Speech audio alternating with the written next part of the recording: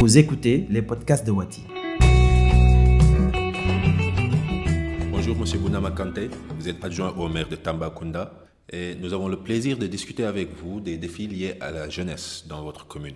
Premier constat, il y a une prolifération des associations sportives et culturelles à Tambacounda. Est-ce que ces associations travaillent en collaboration avec la mairie pour la mise en œuvre de programmes en faveur de la jeunesse?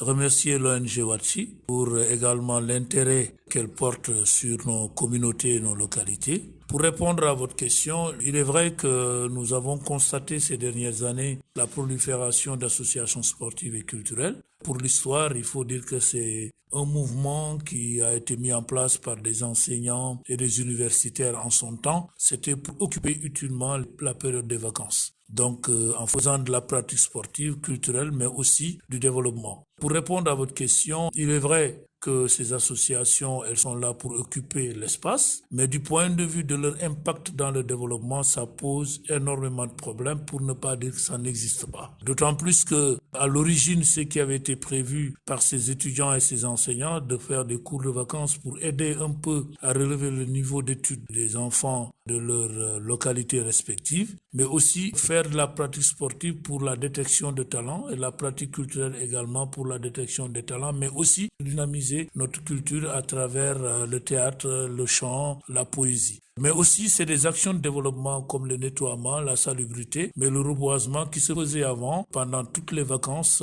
qui concernaient l'activité du mouvement navétane. Mais il faut reconnaître que présentement, peu d'associations s'engagent dans ce sens, pour dire tout simplement que les seuls rapports que nous entretenons avec les associations sportives et culturelles, malheureusement, c'est au moment de mettre à leur disposition les subventions.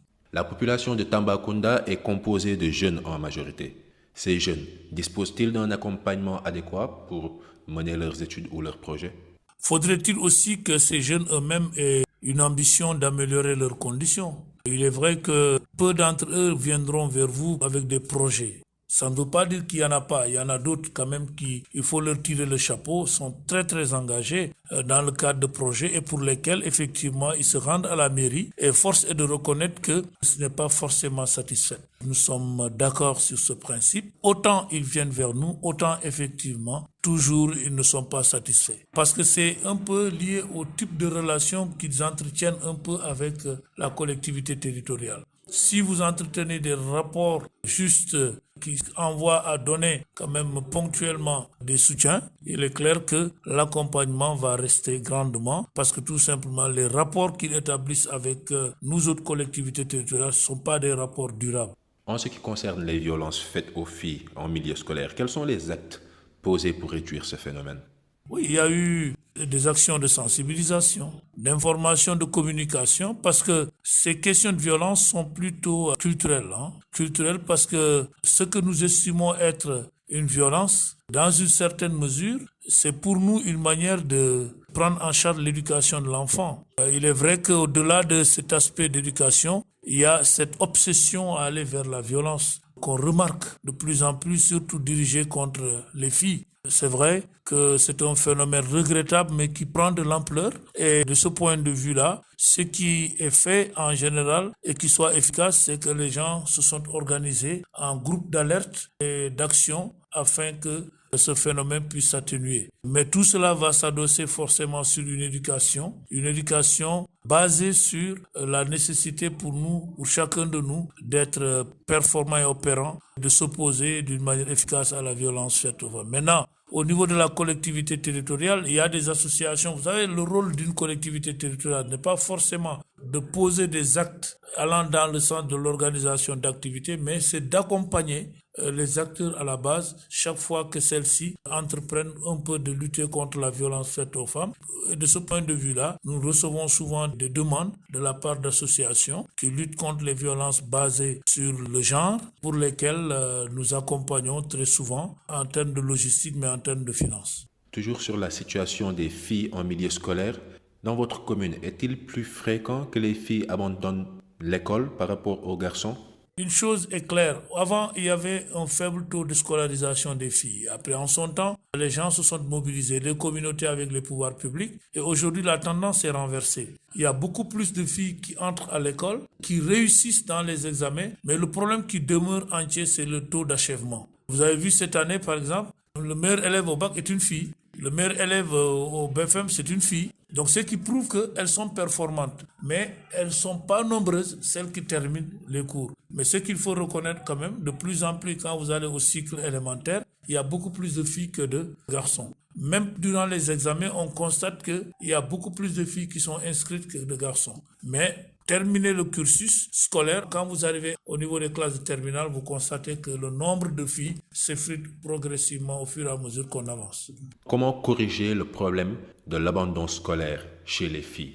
La tendance, c'est d'abord travailler à ce que les goulots d'étranglement soient levés. Et parmi les goulots d'étranglement qui ont été identifiés, souvent, c'est les mariages précoces, c'est les grossesses précoces. Donc, comment travailler pour effectivement que cela puisse s'amenuiser? Mais il y a aussi qu'on doit mettre en termes de discrimination positive beaucoup plus de moyens pour que les filles puissent effectivement être à l'abri du besoin. Parce que pour lutter contre les grossesses précoces, des fois qui sont liées à la situation sociale de l'enfant, ou les mariages précoces, parce que le plus souvent, la fille qu'on donne en mariage précoce, on la donne à une personne qui semble être plus nantie. Et donc, pour régler cela, il faudrait qu'il y ait une mobilisation générale autour des filles, que la cohorte de filles qui entrent à l'école élémentaire, qu'elles soient bien protégées jusqu'en classe de terminale pour s'assurer qu'effectivement, ces filles-là n'ont pas été victimes durant leur cursus d'un goulot d'étranglement.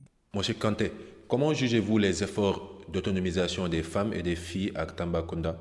Nous trouvons que c'est une très bonne chose, même s'il reste beaucoup de choses à faire. Il faut autonomiser les femmes d'une manière durable quand même. Il ne s'agit pas ponctuellement de leur remettre une somme.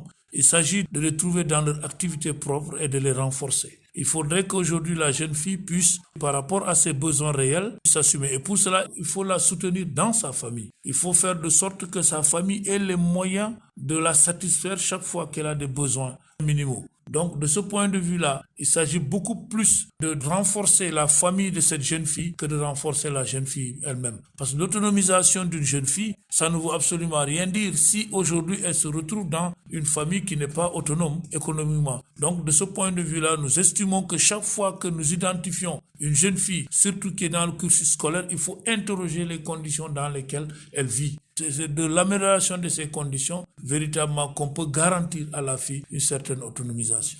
Nous allons évoquer des questions liées à la gouvernance locale. Les organisations politiques et administratives de votre localité permettent-elles une bonne prise en compte des préoccupations des citoyens dans les décisions publiques?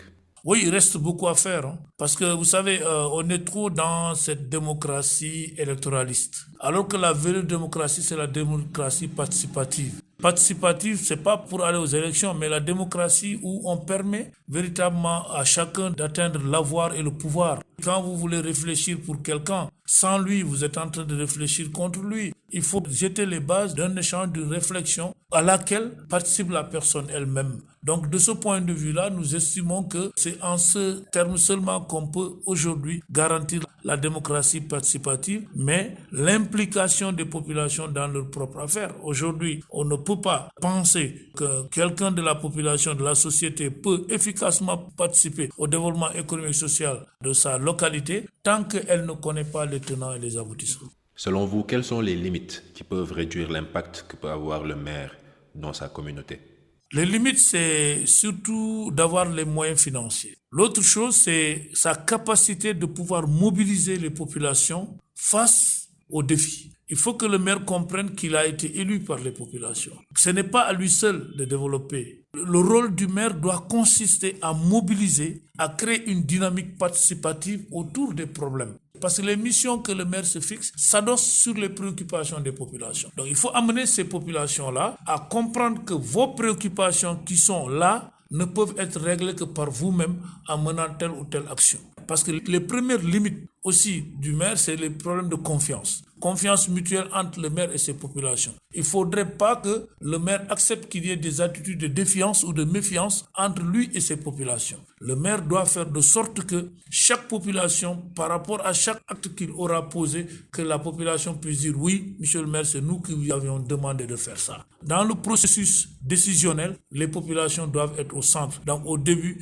au centre et à la fin, parce que c'est les populations elles seules, par rapport à leurs préoccupations, qui déterminent l'action efficace du maire. Nous arrivons au terme de cet entretien. Ceci sera la dernière question. Quel doit être le rôle d'un parti politique ancré au niveau local dans la vie de sa communauté? Éveiller les consciences. Aujourd'hui, un parti politique n'a pas un autre rôle. Parce que la politique, c'est quoi? Si vous voulez, c'est un instrument qu'on a pour réfléchir sur l'amélioration des conditions de vie des populations. Vous ne pouvez pas aujourd'hui améliorer les conditions de vie de quelqu'un tant que ce quelqu'un-là ne vous dit pas ce dont il a besoin. Donc, il faudrait d'abord qu'il y ait un cadre sécurisé. L'environnement dans lequel cet individu évolue, il faut qu'il soit sécurisé. Il faut que l'environnement soit porteur de développement. Mais aussi, il faut des conditions. Il faudrait un minimum pour ces populations. Mais il faut aussi faire comprendre à ces populations-là que le développement, il se fait par lui-même. Il faut le mettre en confiance. Tant que les populations ne sont pas mises en confiance, tant que les populations ne sont pas sûres que c'est elles qui doivent porter le développement économique et social, les actions des maires seront toujours limitées. Il n'existe pas d'homme providentiel. Il ne doit pas exister de maire providentiel. Il doit exister un maire manager. Un maire manager, c'est lui qui écoute les populations, qui essaie avec les populations de prendre en charge les préoccupations. Wati vous offre cette série d'entretiens avec les élus locaux en partenariat avec la Fondation Konrad Adenauer. Pour découvrir plus de localités des 14 régions du Sénégal, rejoignez le site internet www.senegalpolitique.org.